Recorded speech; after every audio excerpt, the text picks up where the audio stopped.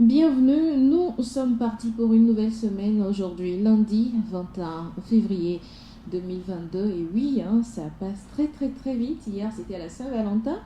Et aujourd'hui, déjà, nous sommes à la fin de ce deuxième mois de l'année. Pour m'accompagner dans cette émission de la balade matinale, Madame Kekou, félicité. Bonjour. Bonjour, Joanne. Ça va? Oui, ça va. Je suis très radieuse avec campagne ce matin. Merci beaucoup. Ouais, habillée à l'africaine. À la togolaise. À la togolaise spécialement. Voilà. Merci de nous honorer de ta présence sur le plateau de la balade. Plaisir est partagé. Voilà. Et à ma gauche, Augustine Doumé, tout en bleu. C'est fini la Saint-Valentin. Bonjour Augustine. Bonjour Joanne. Comment ça va? Ça va super bien. Voilà, on est encore au rendez-vous et on va se faire plaisir en commençant tout de suite avec un jus de tamarin pour démarrer cette journée. Tout à fait. C'est en complément pour tout ce qu'on peut prendre comme petit déjeuner ce matin, que ce soit de l'aïmolou, du corn, de la bouillie, n'importe quel petit déjeuner. En fait, ce matin, j'ai décidé de vous proposer le jus de tamarin, qui est un laxatif très doux et efficace qui accompagne qui peut accompagner tous nos plats. Je veux parler de tout ce que nous pouvons consommer le matin. Donc, ce laxatif vous permet de pouvoir traiter tous vos troubles intestinaux comme les ballonnements, les flatulences et également les nausées. Je ne sais pas pour vous, mais en cette période, il y a quand même des personnes, moi j'entends souvent les gens dire qu'ils ont des nausées, je ne sais pas à cause si c'est à cause du palu qui dérange certains, mais quand vous prenez quand même le jus de tamarin le matin, surtout un verre de jus, ça vous permet quand même d'éliminer tout ce que vous avez comme envie de vomir. Donc c'est un jus très bon qui sera quand même bénéfique pour vous. En outre, elle serait également bonne pour le foie et les reins en activant le flux de la bile vers les intestins et serait également un remède aussi des troubles du système urinaire. Pour tous ceux qui en ce moment ont des problèmes à uriner, ont des difficultés à uriner et tout, quand vous prenez le jus de tamarin, surtout le matin, ça vous permet de pouvoir remédier à tous ces troubles-là. Les brûlures d'estomac seraient de même calmées par le tamarin, car ses propriétés expectorantes l'aident également en cas de toux sèche et d'asthme. Pour tous ceux-là qui sont atteints de toux sèche et d'asthme, vous pouvez également consommer le jus de tamarin ce matin. Alors, comment le faire? Vous allez prendre la pulpe de tamarin, vous mettez dans une bassine ou dans une bassine, voilà, que vous allez malaxer. Vous malaxez bien jusqu'à obtenir un jus quand même bien épais. Vous pouvez ajouter, moi j'ajoute souvent du jus de citron. Vous ajoutez du jus de citron, du sucre, ou si vous voulez également du sucre vanillé pour rehausser le goût de votre jus. Donc c'est un jus que vous pouvez consommer le matin à jeun ou dans la journée quand vous finissez de prendre tout ce que vous voulez prendre comme dîner, petit déjeuner, repas et tout. Donc c'est un peu ce que je voulais proposer à nos auditeurs ce matin. Un jus très bon, avec des bénéfices vraiment très élargis, mais j'ai décidé de parler de ces petits bénéfices-là ce matin. Le tamarin qui a un arrière-goût d'agrumes et qui est très bon en cuisine, on l'utilise. Ce matin, on va le prendre en jus. Lorsqu'il est très mûr, il peut faire penser à la date également, le goût d'ailleurs.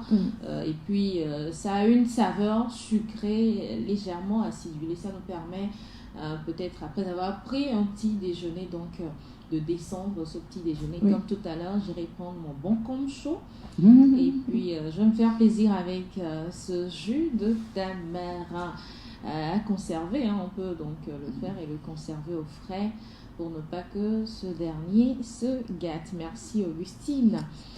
On va aller d'une rubrique à une autre. On parle du ginseng ce matin. J'ai bien prononcé? Oui, le ginseng, voilà. C'est ça. Le ginseng ce matin. Alors, parlez-nous un peu du ginseng, Madame et Marc. Le ginseng de Edmond, bon, il faut dire qu'on entend parler du ginseng, mais aujourd'hui nous allons parler du ginseng de Edmark. D'accord. Et c'est un café qui est un mélange de café arabica du Brésil ou bien de la Colombie avec des extraits de ginseng. Dans le ginseng, il y a un élément actif qui est le ginsénocide. Le ginsénocide possède des pouvoirs de guérison et aide à la vivacité du cerveau, de la mémoire, ainsi que pour baisser la pression artérielle. Ça, D'accord. ce sont les bienfaits du ginseng même. Donc, ajouté à du café arabica décaféiné, alors le ginseng de Edmark permet d'avoir une bonne mémoire, de garder le cerveau actif, d'accroître la concentration. Ça réduit le mauvais cholestérol et permet un rajeunissement des cellules. Donc, tous ceux qui prennent le ginseng se verront toujours rajeunis. C'est un antioxydant, donc ça permet d'enlever les toxines et autres là de l'organisme. Le ginseng que nous vous proposons ce matin avec Edmark, pour ceux-là qui ont un niveau de mauvais cholestérol qui augmente énormément, c'est donc une solution assez rapide Oui. pour faire baisser le mauvais cholestérol dans votre... Et la tension artérielle. Et la tension artérielle Oui. également. Alors, vous avez des soucis à réguler, tout ça, vous voulez y aller rapidement, donc procurez-vous une boîte de ginseng. Essayez ensuite, vous nous direz si ça a marché ou pas. Satisfait ou remboursé, hein? Satisfait ou satisfait? Voilà. Satisfait ou satisfait, un complément alimentaire, on va en parler donc prochainement. On reviendra sur les différentes propriétés donc du ginseng. On va entrer en profondeur de ce complément alimentaire pour vous permettre de mieux le découvrir. Donc aujourd'hui on va s'arrêter au B.A.B.A. Restez à l'écoute pour le prochain rendez-vous. Merci Félicité. Voilà, on va parler maintenant du thème de cette semaine. Alors la remarque, c'est que le niveau général, que ce soit en français, en mathématiques, dans les bureaux et tout ça, c'est devenu compliqué aujourd'hui même de discuter normalement, de parler un français courant, on va dire, avec les gens dans les bureaux. C'est quoi exactement le problème? Dans les rues également, nos enfants n'arrivent plus à parler correctement le français qui est notre langue, jusqu'à aller parler des mathématiques et tout ce qui va avec. Pourquoi cette baisse de niveau? On en parle aujourd'hui dans la balade matinale, mais avant d'en parler, on va se faire une pause, une mini-pause, et puis je vous retrouve juste derrière.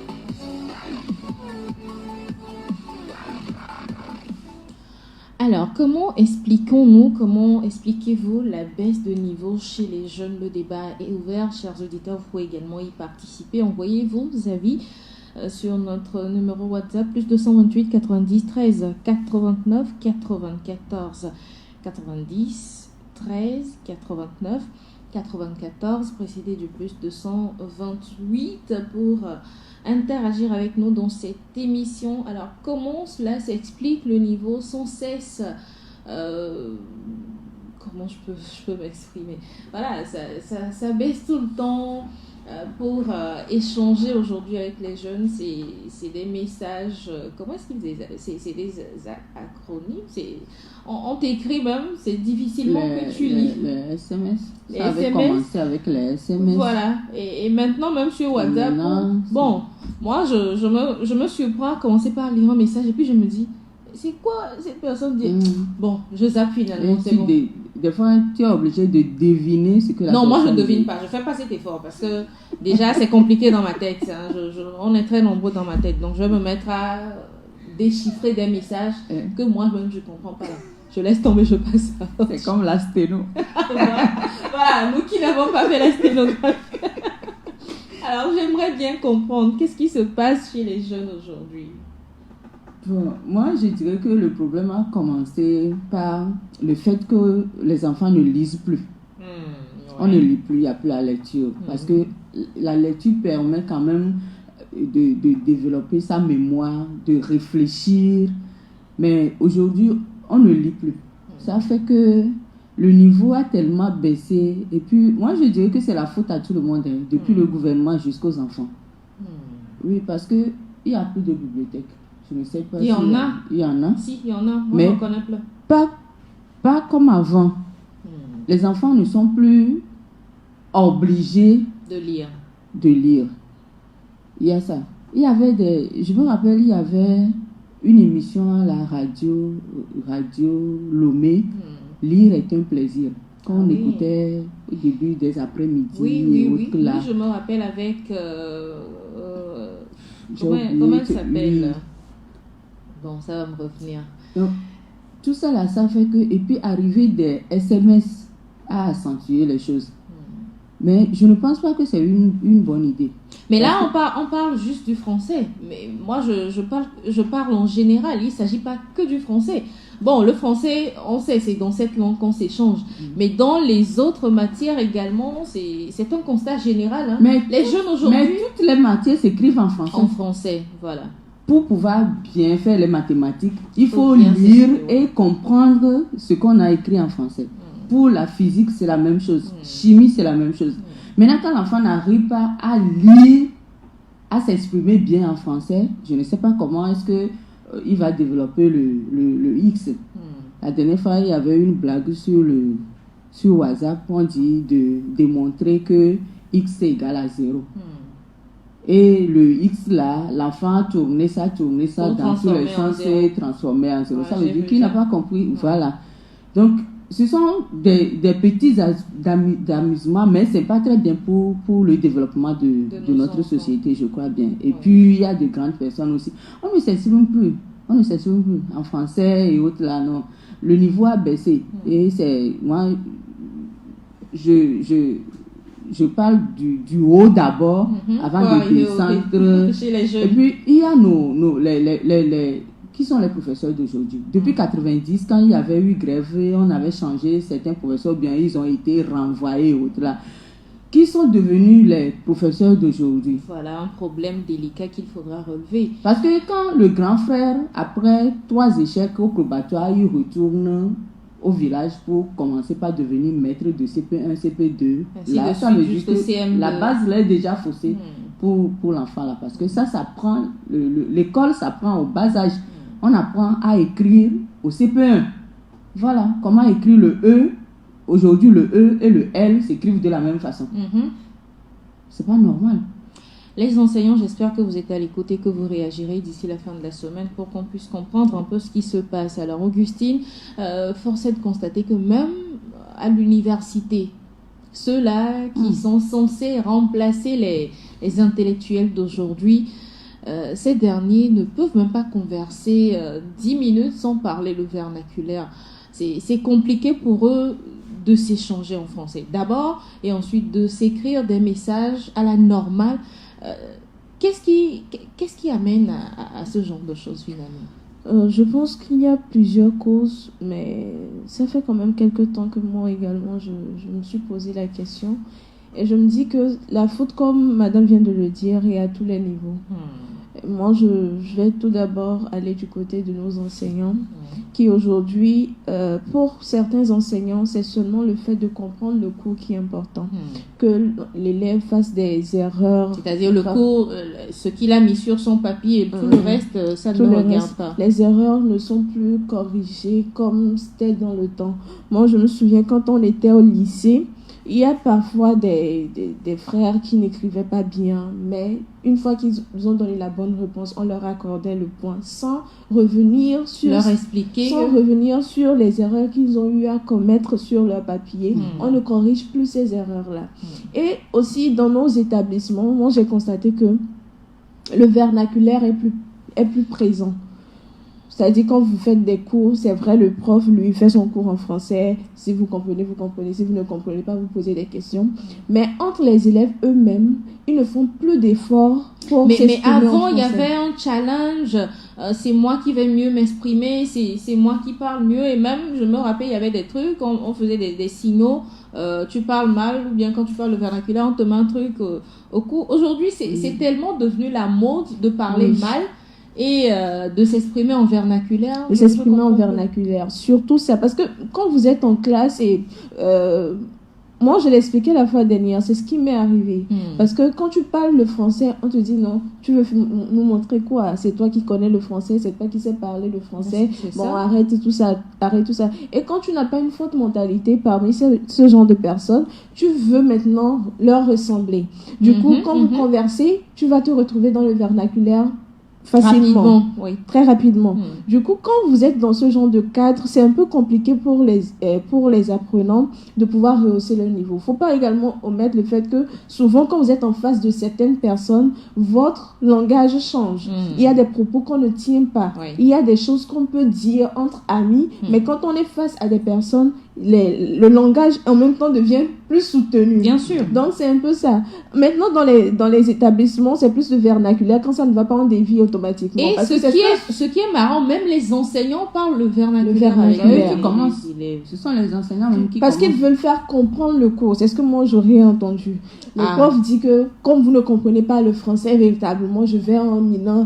Et ça facilite la chose.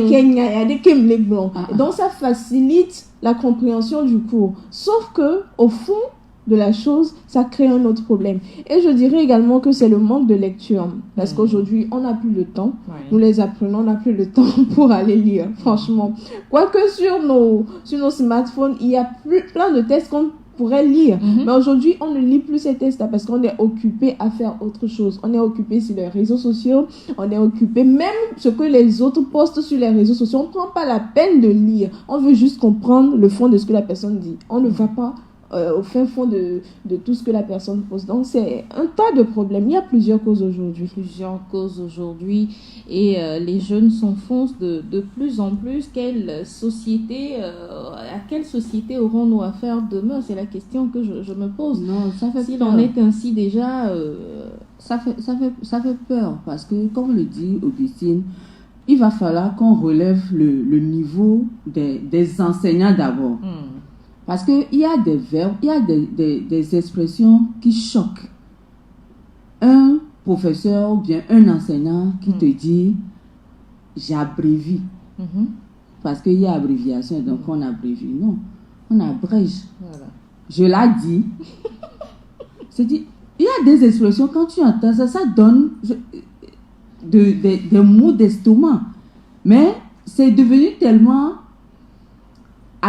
des habitudes qu'il y a même des docteurs, quand je dis docteurs, c'est-à-dire des gens qui se disent qu'ils ont fait de grandes études, qui, je ne sais pas si c'est un code pour qu'on puisse se comprendre, qui eux aussi se lancent dans ça et tout le monde le dit. Et il y a des choses quand on dit la vie est beau. La vie est beau, on rit et on essaie de défendre ça. Mais c'est pas normal. C'est pas normal. Qu'est-ce qu'on apprend aux gens? C'est pas normal. Moi, j'étais en train de discuter avec un parent et il me dit, mais vous, franchement, on passait la chanson du groupe Toufan dans lequel il disait la vie est beau. Mais franchement, vous, on met tout et puis vous copiez n'importe comment. Ceux-là, ils ont été à l'école, ils savent que ça ne se dit pas la vie est beau.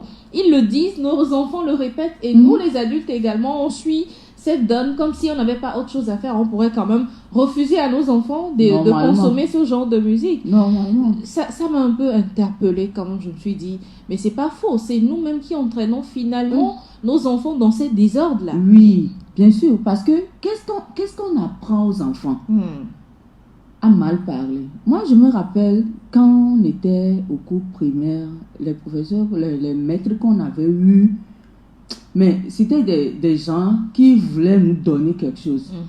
Par exemple, les petites règles, ça prenne là. Bijou, caillouchou, par exemple. Aujourd'hui, quand tu répètes ça, ton enfant te regarde.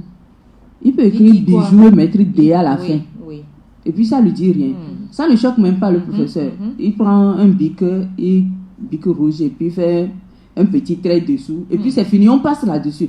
Alors que c'est l'occasion pour ce professeur-là de revenir en arrière pour apprendre aux élèves, à tous les élèves, que ça ne s'écrit pas comme ça. Et puis ce n'est pas seulement ce mot-là, d'autres aussi, parce qu'il y en a 7 au préalable dans la langue française.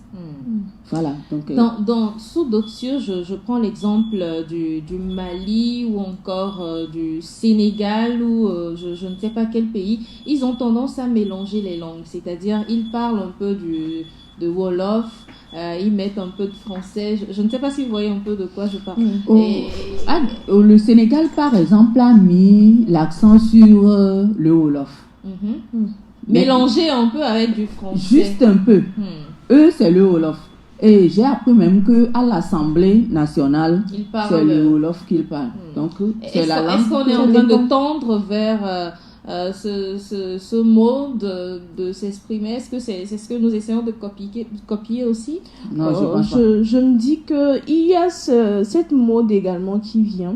Il y a cette mode qui vient parce qu'on veut virer vers nos langues maternelles et tout. Mais quand même, revoyons ça. Parce que si aujourd'hui on doit mettre en avant nos langues maternelles partout, il y a l'évé, il y a le minan, il y a le kabyle, il y a plein. Oui. Est-ce qu'on est censé tous apprendre ces langues? Non. Donc ce sera vraiment compliqué. Une fois qu'on a choisi une langue nationale, je pense que bien au Togo c'est le français, qu'on s'attelle à cela. Je vais être peut-être un peu... je vais marginaliser une certaine partie de notre Togo. Vous savez qu'au nord, ils s'expriment mieux en français qu'au sud. Je sais pas si vous avez fait la remarque. Vous avez fait la remarque très aussi. bien. Ils s'expriment très bien en français. Tous voilà. En et français. pourtant, ils ont aussi leur langue vernaculaire. Il y a le kabyle, il y a le moba, il y a le tchokos. Il y a plein de langues au nord. Mais ils ont décidé tous ensemble de pouvoir se comprendre et de parler que le français. Par contre, au sud... c'est pas totalement le même minan, le même éveil, le même gain qu'on parle, mais... Et quand tu parles en français, on te dit, c'est ta langue maternelle. C'est ta langue maternelle. Mais c'est la langue qu'on a choisie, c'est la langue nationale, c'est la langue qui a été lancée sur le sol. Donc, c'est cette langue-là qu'on doit respecter.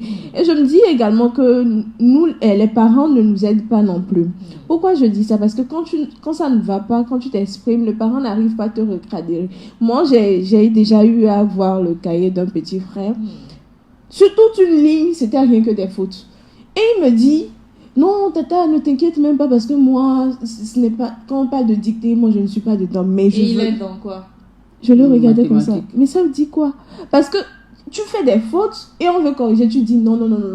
C'est aussi ça. Parce que les parents, aujourd'hui, voient leur enfant parler. Quand ça ne va pas, quand tu ne t'exprimes pas bien, ils te disent ok, vas-y en vernaculaire. De toutes les façons, comme on le dit, le français ne ma langue pas.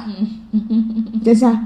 Je ne sais même pas à quoi ça rime tout ça, mais c'est ce qu'on te sort, le français ne ma langue pas, parce que tu n'arrives pas à t'exprimer. Je pense que c'est un effort que tout un chacun devons faire. Moi, je me souviens quand on était encore au cours primaire, dans notre établissement, on primait tous ceux-là qui s'exprimaient bien en français. Et en cette période-là, c'était... Vous allez voir que tout le monde parlait bien le français.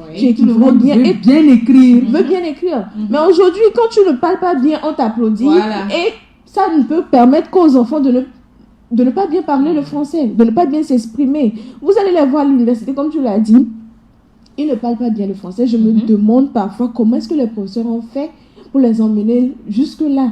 Quand ça ne va pas, les professeurs ne corrigent plus. Moi, je dis les professeurs ne corrigent plus les erreurs. Quand ça ne va pas, même si l'enfant a bien travaillé, tu le rappelles, après tu lui dis telle faute tu as eu à faire sur ton papier, je ne veux plus voir. Et la prochaine fois que l'enfant aura à faire encore cette erreur-là, tu sévis.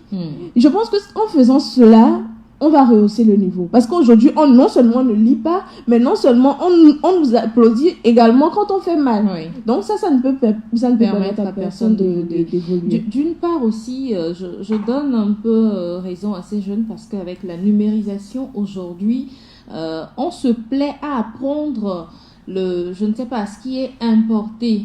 Je prends l'exemple des jeunes qui voudraient apprendre quoi par exemple. On se forme surtout, aujourd'hui, on fait beaucoup de formations sur Internet avec la numérisation. Et les jeunes s'en vont peut-être apprendre autre chose et délaissent l'essentiel, la base. Je ne sais pas si vous voyez un peu de quoi je veux parler. Quel que soit, on doit évoluer avec le monde dans lequel nous vivons. Mais la base ne doit pas être faussée. Moi, je me dis que quel que soit le cas, il faut qu'on revienne en arrière. Il faut qu'on apprenne aux enfants à mieux s'exprimer, à mieux écrire, avant de se lancer dans quelque formation que ce soit. C'est ce que moi je pense. Parce que, qu'est-ce qu'on fait souvent? À la maison, vous êtes kabière, ou bien vous êtes kotokoli, vous êtes mina, mais déjà, on commence par parler français à l'enfant. Donc, l'enfant, la première langue que l'enfant apprend, c'est le français. L'enfant Ça aussi, je pense que c'est- s'exprime très bien en En français, français. mais n'arrivera l'écrire. pas à l'écrire. Ça aussi, je pense que c'est une erreur qu'on C'est une fait, erreur. de négliger la langue maternelle La langue et de maternelle. commencer par parler le français. à L'enfant cet va enfant apprendre dès le bas âge. français et ses règles à À l'école. Les règles de base de la langue française seront apprises à l'école. Exactement. Ce n'est pas à la maison, parce qu'à la maison, tu n'auras pas le temps de dire à l'enfant qui commence par appeler papa et maman, tu n'auras pas le temps de lui expliquer certaines choses. Mais c'est à l'école du CP1 au CM2 que l'enfant va apprendre la base du français.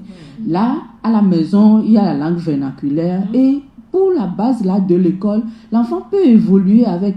Mais au jour d'aujourd'hui, on apprend le français à l'enfant quand les grands-mères arrivent et on parle la langue maternelle, on dit non, lui ne comprend pas, il ne parle que français. Comment lui ne peut pas comprendre la langue maternelle, ne parler que le français?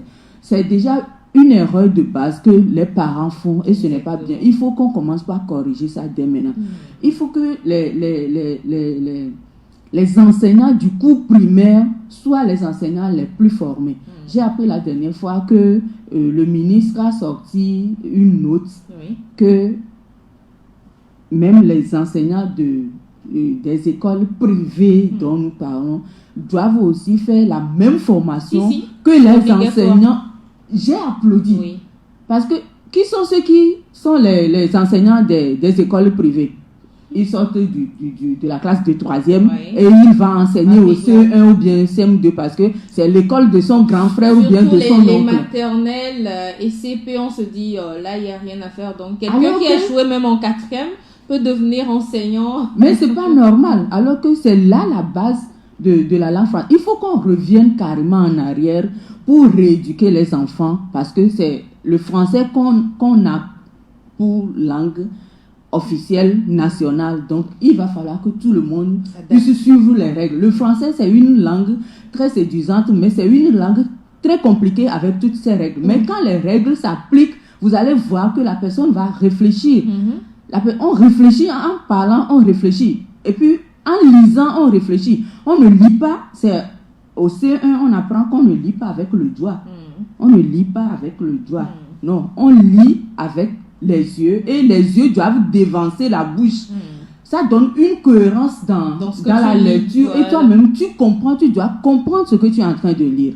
Mais si aujourd'hui il n'y a plus ça, avant il y avait la lecture silencieuse, toute la classe est silencieuse et tu es là concentré et vous voyez après c'est la dictée. Quand vous faites la dictée, c'est ton camarade qui corrige ta feuille, toi aussi tu corriges pour une autre personne. Je me demande si ça se fait encore aujourd'hui. Je ne sais même plus si tout ça là se fait. Donc ça fait qu'aujourd'hui, les enfants sont devenus des intellectuels tarés, comme le disent certains. C'est-à-dire, ils avancent, mais il n'y a rien, c'est vide. C'est vide dans la tête.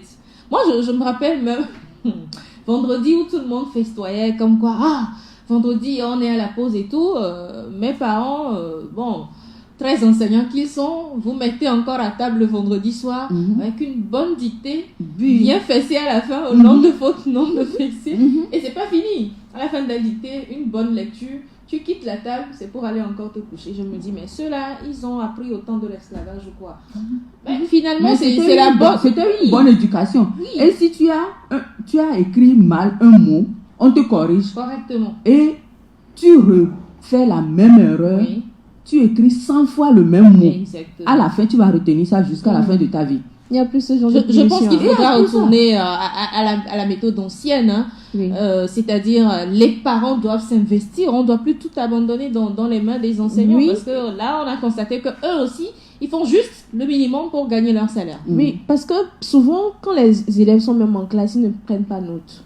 Ils ne prennent pas note de tout ce qu'on écrit. Même au tableau, ce que le maître écrit au tableau, les élèves ne prennent pas cela. Donc, quand ils reviennent à la maison, quel est le rôle maintenant du parent? Le rôle du parent, c'est maintenant de regarder dans le cahier comment est-ce que tu as pris le cours, est-ce que tu as respecté les différents points. Et souvent, moi, je me souviens, quand on était petit, parfois, on nous permettait d'avoir nos camarades et à des enfants avec vous à la maison et tout. Donc on révise, on voit maintenant, on sent oui. quand tu prends bien le cours ou quand tu ne prends pas bien Exactement. le cours. L'enfant peut avoir un camarade à la maison qui vient, parfois ils révisent ensemble. Oui. Donc toi, parent, si tu as l'habitude de voir les prises de notes de ton enfant, à l'aide aussi de ce que l'autre a appris, tu verras si il respecte vraiment tout ce qui est dit en classe. Moi, je me souviens, il y a un camarade qui me dit, mais toi, Nadia, tu prends tout, comme tout ce que le professeur dit, tu prends. J'ai dit oui, je prends parce que ça me permet...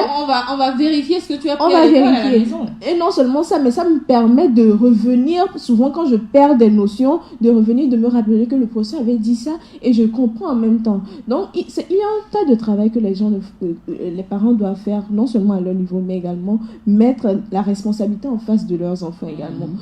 Aujourd'hui, moi, il y a un exemple qui me ravit énormément, c'est la récente Miss Côte d'Ivoire. Quand cette jeune dame... Olivia Yassé, je pense. Quand cette jeune dame dit qu'elle a pris du temps pour apprendre, pour s'éduquer, pour être au niveau où elle est aujourd'hui, moi, ça m'attire beaucoup parce que ça me dit que non, elle est jeune, mais elle a su faire ça. Aujourd'hui, elle peut parler devant n'importe quel président. Elle peut parler devant n'importe quelle nation. Et elle s'assume.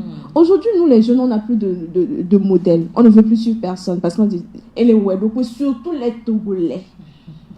Le Togolais pense qu'il connaît tout. Surtout en matière de langue. On est tous Togolais. Ah oui. Non, c'est vrai. Mais c'est ça, constat général. C'est pas que les Togolais. Tous les parents ne sont pas instruits. Ou bien. Mais avant, les parents faisaient l'effort. Si tu apprends vraiment tes leçons, ton père sait. Il sait ou elle sait. Si tu répètes la même chose, oui, tu ouvres le cahier, mais tu as déjà dit ce que je veux. Voilà, ça t'incite à apprendre. Oui. C'est ça. Il y a des copies, on fait des copies. Moi, je me rappelle, moi, quand on fait dictée à l'école, je fais sur 2 papiers. Quand le maître dit que j'écris là, je réécris pour elle. Oui, je ramène la copie à la maison. Et puis sans rature, je dois écrire exactement ce que j'ai écrit sur le papier là. Je dois lui écrire exactement la même chose. Et quand j'arrive à la maison, je prends mes coupes, mes fautes à la maison avant d'aller prendre les cours à l'école. Ça fait que j'avais commencé par lire le dictionnaire parce que je cherchais des mots. Et quand il y a la rédaction et autres là, chacun veut donner des mots pour impressionner et autres. Nos parents faisaient ça. Aujourd'hui, c'est vrai que nous n'avons plus le temps de dire à l'enfant. Je pense qu'il va falloir qu'on se dise, qu'on barre cette phrase. On n'a plus le temps. Je pense qu'il va falloir barrer cette phrase de nos Mais c'est ton enfant qui te dira finalement que lui n'a pas le temps. Ah oui? C'est ton enfant qui te dira que je n'ai pas le temps. Ah d'accord. Oui, j'ai des exercices à faire, je n'ai pas le temps pour t'auditer. Ah d'accord. Non mais là, c'est aux parents de recadrer les choses. Voilà, donc malgré le fait qu'on n'a pas du temps, il faut prendre de bonnes habitudes, parents et enfants. Même si c'est 5 minutes avant de dîner, il faut une petite révision. Donc, jusqu'à présent, moi, je continue toujours pas à acheter des livres pour cadeaux d'anniversaire. Là. Ce sont les livres.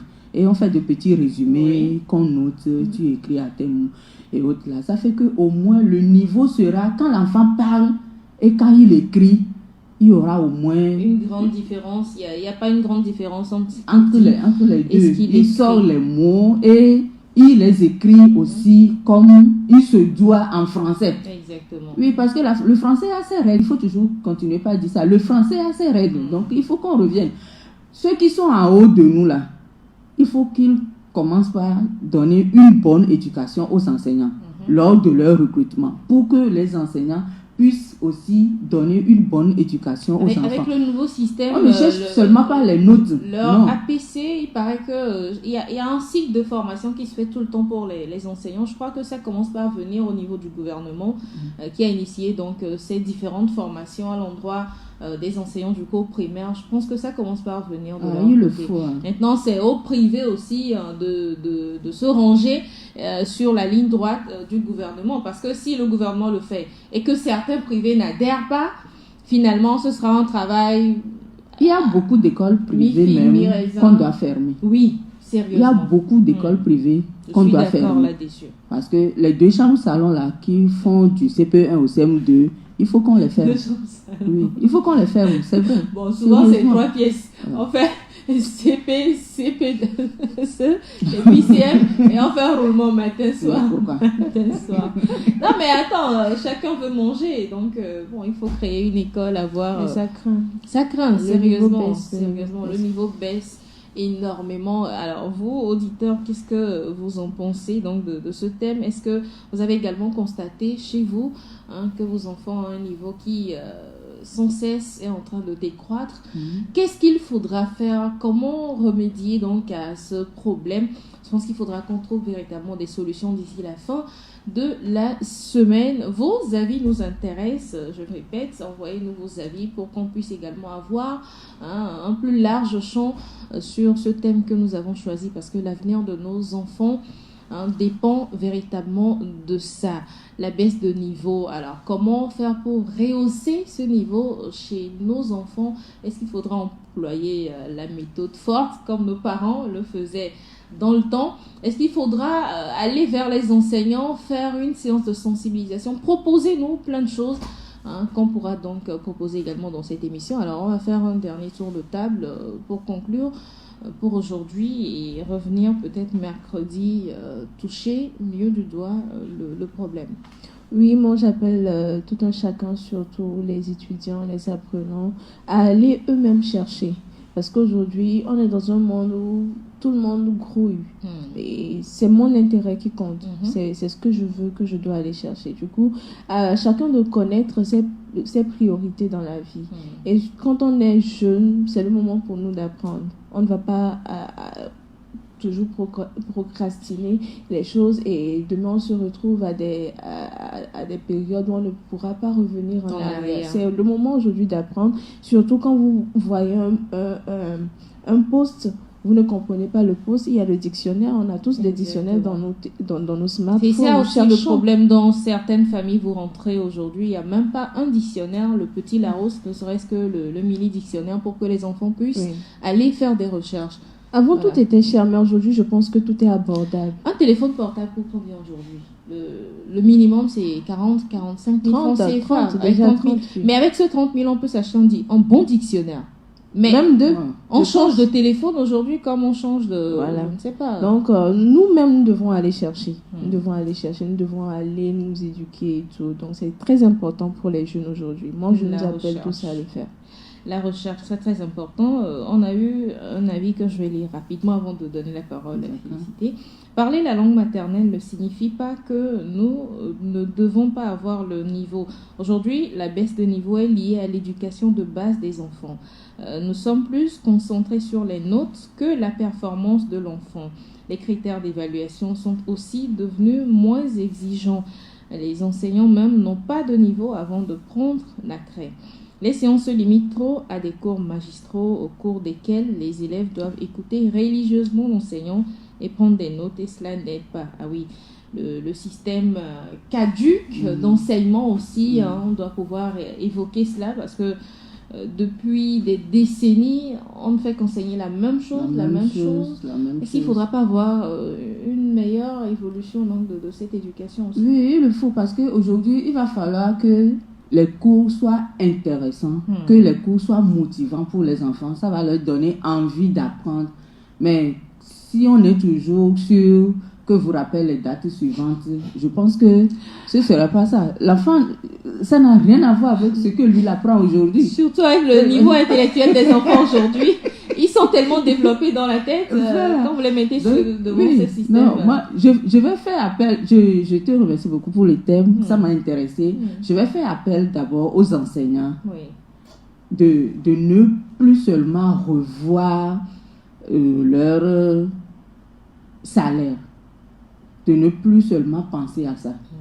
Parce que des fois, quand les enfants parlent, j'ai l'habitude de leur... C'est qui ton professeur?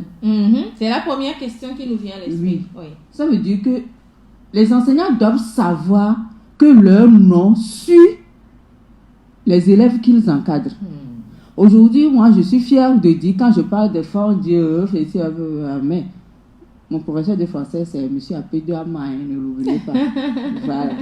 Donc, les enseignants doivent savoir que leur nom suit ce qu'ils sont en train de donner aux enfants. Qu'ils sont qu'ils soient des exemples que l'enfant dise je veux Être être comme cet comme enseignant-là. cet enseignant-là. Ils doivent le faire. Maintenant, aux parents de mettre tout à la disposition des enfants pour que les enfants lisent. Moi, j'insiste sur ça. Oui, Quand l'enfant lit pendant un mois, il retient au moins un nouveau mot exactement. avec son écriture et avec sa prononciation. Il faut faire ça. Et maintenant, aux enfants aussi, ils veulent devenir quels parents demain pour leurs enfants. Il faut qu'ils pensent à ça. Il faut qu'eux-mêmes fassent des recherches. Aujourd'hui, tout est là. Dans les smartphones, là, tout est là. Les enfants ont des portables plus sophistiqués que pour les parents. Mais ils ne voient que côté jeu et autres là. Réseaux sociaux, s'échanger des messages. Aujourd'hui, il y a des émissions télé, il y a des chaînes même qui donnent des cours en ligne. Oui. Pourquoi ne pas suivre ces cours-là et autres? Donc, nous tous, nous devons faire quand même l'effort. Nous devons le faire pour que la génération qui va nous suivre soit quand même une bonne génération. Je suis fière de dire que moi, mes premières lettres d'amour que j'avais écrites, quand je les écrivais, je donnais à ma maman de me les écrire parce qu'elle est calligraphe. Quand elle écrit, c'est très joli. Très bien. Donc, voilà. Il y a ce problème aussi aujourd'hui, l'écriture chez les enfants. Ils sont tous devenus des médecins. Oui, tout le monde est devenu médecin. On écrit comme on peut, gondoler. Et puis bon, on envoie. Le professeur va se débrouiller lui-même. C'est à fait l'écriture. Je me suis surprise. J'en ai pris des coups. Ah oui, on nous tapait sur les doigts, je me rappelle. Oui. Comment tenir le Et stylo. tu finis par bien le faire. Je me suis surprise à vouloir copier à vouloir corriger des copies de ma soeur qui est enseignante. J'ai pris une première copie, j'ai lu, j'ai dit oh, mais il est pénulot. J'ai déposé. J'ai pris encore une autre. Je me suis dit, au moins dans 10 copies, je finirai par trouver une qui va me séduire. J'ai parcouru toutes les copies. Elle me dit, mais ça, c'est le meilleur niveau que je suis en train de corriger. Que parfois, elle se dit, mais c'est à ces enfants-là que j'enseigne ou c'est carrément d'autres qui viennent composer à la place des enfants. C'est pour dire que les enseignants également font ce qu'ils peuvent. Maintenant, les enfants, ils ont carrément démissionné. Ils sont dans la classe, mais ils ont autre chose dans la tête carrément. Voilà. On doit le recadrer. C'est 2 heures de cours d'anglais. Il n'a qu'à faire vite, il va partir. Nous, on va aller manger. Ou il y a une séance de quoi à 14h quand on va finir les cours et ils ne sont plus tellement concentrés sur ce qu'ils sont venus apprendre. Donc la responsabilité on peut partager, enseignants, enfants, parents, société, gouvernement, tout le monde est interpellé dans ce thème que nous avons choisi. J'espère qu'on trouvera une solution d'ici la fin de cette semaine et j'espère aussi que nos paroles ne tomberont pas dans des oreilles de sourds. C'est fini pour aujourd'hui. Merci Félicité. Merci beaucoup. Merci Augustine. Bonne semaine. Très belle semaine à nous toutes et à nous tous. On va rester sur la positive attitude et espérer que nous trouverons des solutions à ce problème de baisse de niveau des jeunes. Rendez-vous mercredi à partir de 8h pour un nouveau numéro. Ici là, portez-vous bien. Ciao.